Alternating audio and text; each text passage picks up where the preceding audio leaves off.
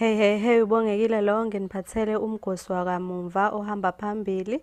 Ungakhohlwa-ke ukupressa i-subscribe button ne-notification button khona ungeke uphuthwe lutho engi-uploadayo. Kusethuka izanya owayengumsakazi wokhozi FM uSithandwa Nzuza ngemuva kokuphumela obala ngokushaya umyeni wakhe. uSithandwa utshele Isolezo ngomgqibelo ukuthi uhlezi ngesinqe esisodwa lapho ekhona ulindele noma yini. Uveze ukuthi udaba lokushaywa ngumyeni wakhe lusingethwa abameli bakhe athembayo ukuthi bazomsiza ukuthi athole ubulungiswa.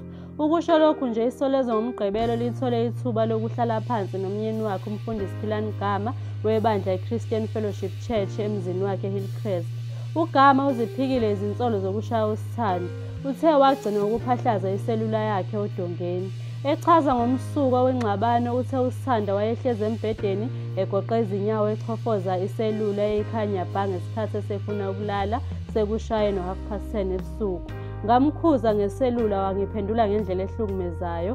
Ngaphahlaza iselula ngoba engalaleli ngathi iyona le selula engidalela izinkinga ngayishaya odongeni waseyaphuma wathi uzongenza ngidume kusho uGama.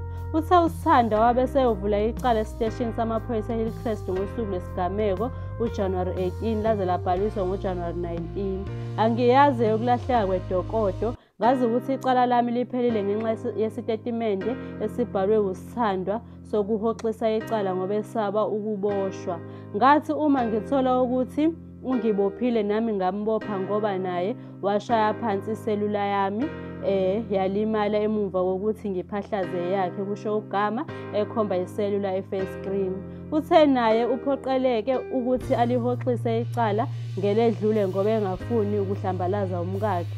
Uveze ukuthi emuva kokuboshwa kwakhe wavela enkantolo yemantshi yasePinetown ngoJanuwari 21 lapho akhishwa ngebheyili ka-1.5 ezobuyela enkantolo ngoFebruwari 18. Salinda isikhathi esingangenyanga ngivaliwe ukuthi ngikhulume naye ukuthi ngingamsabisi. Kwathiwa asihlale ngokuhlukana. uSithandwa wabuyela kubo. Elami icala ngalivula sibuyela enkantolo sanikezwa ithuba lokuthi sixoxe enkantolo. Kwakumele ukuthi silinde uFebruwari 18 wosuku lwecala lwafika walesula icala uSithandwa kusho uGama. Ebuzwa ngezinkinga abanazo emshadweni nokuthi ngabe bayahlukanisa ngempela, uGama uthe ungaziphathi kahle ukaSithandwa kuphela ungabahlukanisa.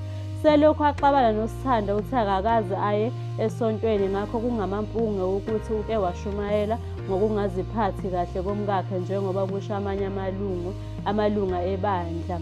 Phambilini Isolezo ngomgqibelo libike ukuthi uSithandwa wathi idokodo lilahlekile. Ummeli wakhe unkosazane Anna Johan uthe basaphenya ngokusuliswa kukaSithandwa icala athe wayesatshiswa ngokuthi uzoboshwa naye njengoba uGama wayesemvulele icala.